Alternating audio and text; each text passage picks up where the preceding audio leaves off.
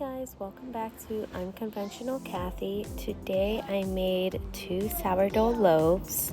I made these with the same ingredients, just different techniques. For the first loaf, I measured everything by the grams to make sure everything was exact. And with the second loaf, I just used a measuring cup because if you don't have a scale, I wanted to see what the difference would be and if it really matters using a scale. So to get started on the first loaf, I had 500 grams of flour measured exactly. I had my sourdough starter, and I will post another video on how I make my starter. I had salt and warm water. Here I'm measuring out 120 grams of active starter.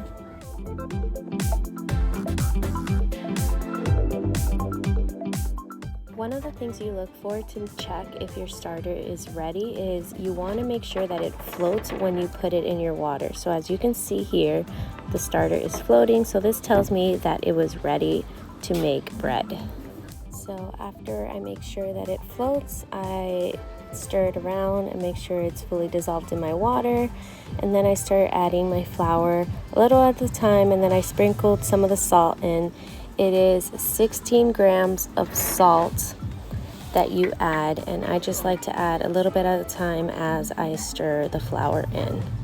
Then I put on some gloves and just started to use my hand and make sure that this is all mixed together well. Something else that I did with this recipe compared to the other one is I made sure that I got all the flour mixed in. Now I'm going to cover with some plastic wrap and I'll let this rest for an hour, and then we're going to do the first stretch and fold. But for now I'm going to get started on the other sourdough, and this is the one that I didn't use exact measurements. I just used a regular measuring cup instead of measuring by the gram. So once I measured it all out, all the other steps are the same of mixing it together. I added a little bit more water because it did seem a little dry, but rather than mixing it until there was no flour left, I left it shaggy because that's what this recipe called for.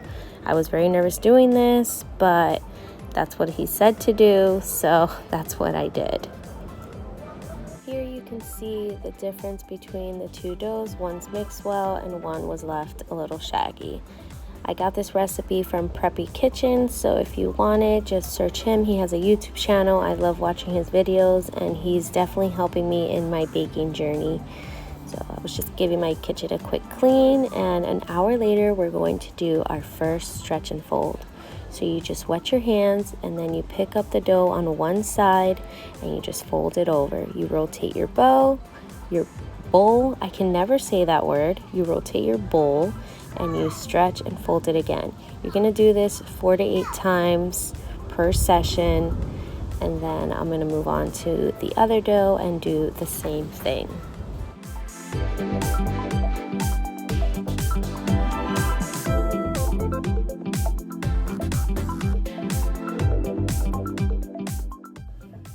We're going to do this in another 20 minutes. For the first one, we waited an hour, then we're going to wait 20 minutes and do this all over again. Here's the shaggier dough. You could see it was actually really stretchy, which surprised me, but it still seemed a little dry, which made me nervous, but it all worked out at the end. Just you are adding more water with wetting your hands, and that really helped it. Here was 20 minutes later. I'm wetting my hands again and doing another stretch and fold. Each time you do this, you can see your dough gets a little bit stretchier and easier to fold over.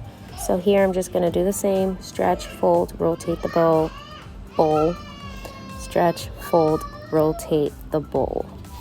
Eventually I will be able to say the word bowl.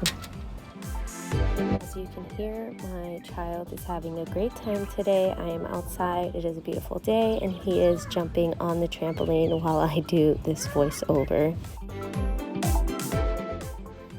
So I'm finishing up the stretch and fold here. I'm going to set the timer for 20 minutes, and then I'm going to stretch and fold the one on the left again, and I'm just going to leave the one on the right alone until now, which is almost about 8 hours later. and I'm wetting my spatula and I'm getting ready to just shape the dough. So I wet it to just unstick it from the sides. I wet my hands and then I pick it up, and you could see that it has a nice stretch to it and it's holding together. So here I just flip it over and I'm starting to tuck in the sides, and then I'm going to, with my right hand, I'm just tucking anything that feels loose under, and with my left hand I'm helping again tuck that loose dough in until it starts feeling like a firmer ball. And I keep on repeating this step, just pinching it all together, tucking it in. There's a lot of videos on how to do this. I'm still learning, but my dough seemed to hold its shape well, so I'm getting there.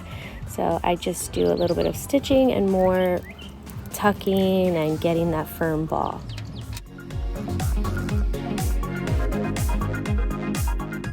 When working with the dough, you just want to make sure that everything's floured well. It'll be sticky, that's okay. That doesn't mean it has too much water in it. That's normal. So just make sure that everything is floured well. Here is my unconventional way of doing this. I got a pillowcase and I put it inside a bowl, and now I'm adding flour, and this is where it's gonna finish fermenting. So just flour it well, and then I'm going to add my dough smooth side down, and then I'm going to stitch it one last time. That means that I'm just pulling the ends together, making sure that it's nice and firm. So that's all I'm doing here. And then once I'm done, I'm going to add plastic wrap, a little bit of flour, and then plastic wrap, and just fold the pillowcase over, and this will actually go into my fridge overnight, and it'll be ready to bake in the morning. Here is the first dough. I'm going to do one more stretch and fold, which I did off camera, and then I shaped it all the same way, added it to the basket. This is my actual bread basket here. Did more stitching, added my plastic wrap, and then into the fridge it's going to go to bake tomorrow.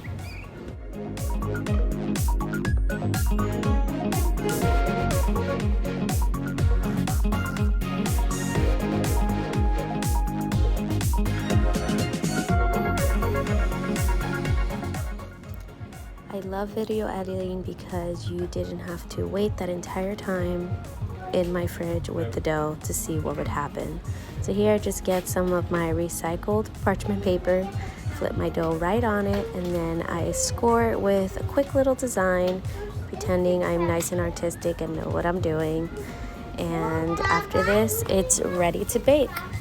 To bake, it's a 500-degree oven for 20 minutes in the Dutch oven with the lid on. After 20 minutes, I remove the lid, lower the heat to 450, and let it bake for another 15 to 20 minutes, or until it's golden brown on top. Here is when I removed the lid. You can see that it's still not exactly golden, but it is baking nicely. 15 minutes later, I pull it out and it is nicely golden, and then I was ready to take it out, put it on the cooling rack, and put my next dough in the oven. Look at that beautiful color. I was so happy with the way this looked and so excited to see the way the next one was going to come out. Here is my unconventional loaf that rose in a pillowcase, and I did not measure the ingredients exactly, dropping it into the Dutch oven, and now it's done baking. Again, editing is awesome. I was very impatient. I literally sat in front of my oven waiting for this to bake.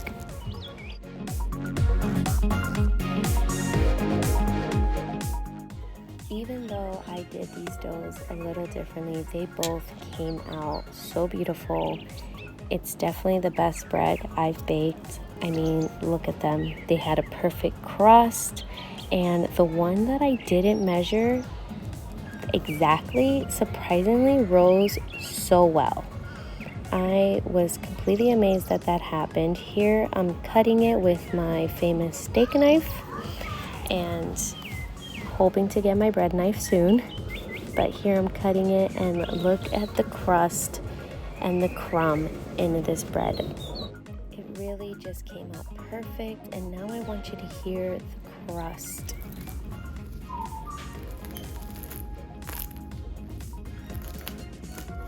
I was just so happy with how these doughs came out, these loaves came out. They turned out perfect, and I feel like I'm a professional baker now.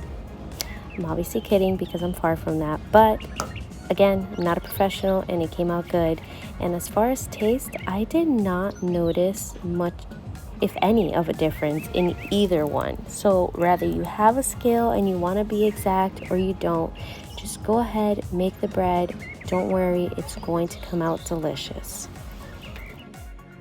I want to give a quick shout out to my best friend Naomi. She was working alongside with me in the kitchen. She actually would wash my bowls for me or do anything that I asked her to help while recording this. So huge shout out to her, thank you. And the starter I used in this recipe actually came from her. She worked really hard in getting her starter started. So she knows how satisfying that can be, and she was so excited to see it make this amazing bread. I also want to give a shout out to Preppy Kitchen for posting his video on how he made his sourdough bread and posting the recipe. I will put his link in the comments, not in the comments, in the description box, so you guys can check out his channel. And yeah, that is it for today, guys. Thank you so much for watching. Please remember to like and subscribe, and I will see you guys again soon. Bye.